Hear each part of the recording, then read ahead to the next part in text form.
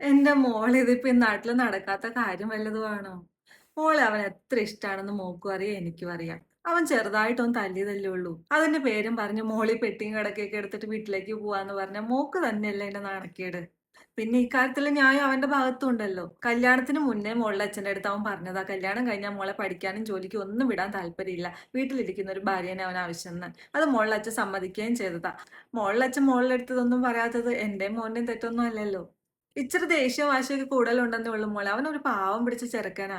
പിന്നെ മോള് അവന്റെ പുറകെ പോയിട്ട് പഠിക്കണം, പരീക്ഷ എഴുതണം എന്നൊക്കെ പറഞ്ഞ് ഇങ്ങനെ വെറുപ്പിച്ചുകൊണ്ട് നടന്നാ പിന്നെ അവന് ദേഷ്യം വരാതിരിക്കുവോ? അതുകൊണ്ടല്ലേ അവനൊരു അടി അടിച്ചത്. അതും വലിയ അടിയൊന്നും അല്ലല്ലോ. ചെറുതായിട്ടൊന്ന് അടിച്ചല്ലേ ഉള്ളൂ. ഞാൻ കണ്ടായിരുന്നു. ചെറിയൊരു അടി കിട്ടിയെന്നല്ലേ ഉള്ളൂ. സാരമില്ല പോട്ടെ. അവന്റെ അച്ഛനൊക്കെ എന്നെ പിടിച്ചിട്ട് അടിച്ചത് വെച്ച് നോക്കിയാല് ഇതൊന്നുമില്ല.